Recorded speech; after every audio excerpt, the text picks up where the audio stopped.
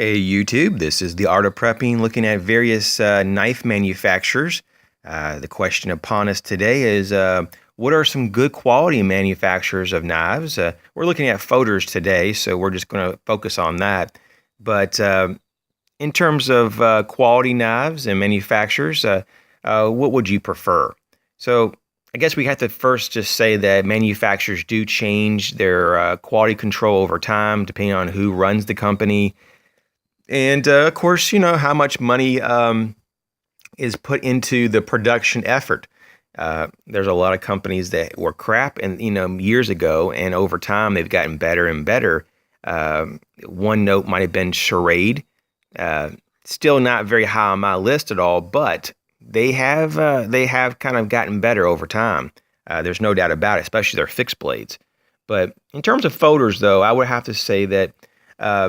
Any collector of any level, I'm probably just a small collector, if that, will over time collect a medley of different types of knives in the effort of trying to find the perfect knife or to settle on a certain brand or style because you're still in that search mode, if you will. So I just brought out, as you can see here, just 3 layouts just to kind of give us an idea of some things here. And within these 3 layouts of these packs of knives, I just wanted to show you what I've. This doesn't really represent any brand in particular that I'm accumulating, but it just kind of gives you a mixed medley of what I've gone through in the past to try to narrow down my conclusion.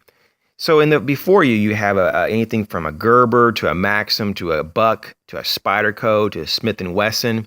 To a Birdline Spyderco, to a Slitzer, to a poor man's knife. You got Ka-Bar Dozer, Royal Crest, other Gerbers. You got Victorinox and Wingers, Camillus. You have another Maxim Falcon. You have Winchester, Colt brands. You got Boker and more Bucks and more the Ka-Bar Dozers, Leatherman, and so forth. So that's just a quick overview of brands. But what the conclusion really came down to was I'm just really focused more on now and what I've come to the conclusion of what I like, mainly because of consistent quality and materials used, is the Victorinox. If I don't need something that can be opened one-handed with ease. So I do like those, and more particular the Alox types of Victorinox. And number 2, Spyderco. I love the thumb hole, and I love the lightweights of a lot of their knives. That's why I'm considering maybe a Salt 1, maybe in an all black, maybe even all serrated with the spider edge, or the Spidey edge they call it. So I mean that's kind of where I'm at now, is that, and there are some people who are totally hooked on, Benchmade knives. I can understand the appeal now of when you do find a brand and you find a consistent quality from a manufacturer that you would stick with it. And I don't fault anybody for having those mentalities. For me personally though, like a Benchmade, I can maybe see getting one in my lifetime if it's around the $200 mark, just a splurge, but honestly, though, you can get so many good quality knives these days for just one Benchmade. And between my my issues with not really having a lot of appeal with the Axis lock with Benchmade, it doesn't really call to me.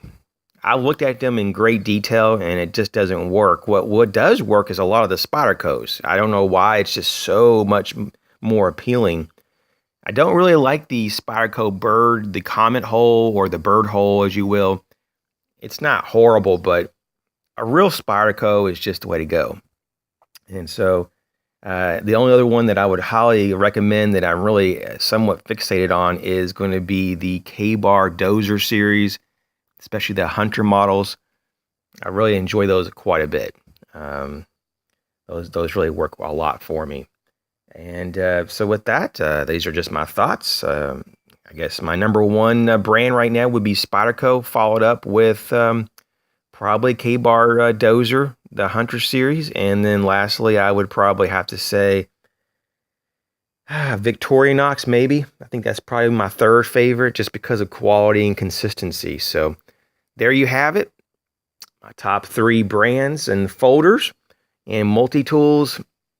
I'd be curious to hear about what yours are and why. And maybe even a video response of some sort would be cool. But just thought I'd just pop out some of these knives and just kind of, it's fun to see other people's knives and what they buy. And of course, I've been accumulating little things like this, knives and multi-tools for many, many years. And so this is not something you just wake up in the morning and you have all these knives. These are just, most of them are impulse buys on eBay. And, sometimes you just need a few more dollars to fill an order on Amazon and get that free shipping. So you pop in a knife and these things just add up over time. So thanks again for watching. Feel free to subscribe and hit the like button. As always, I appreciate all your comments. Have a great week.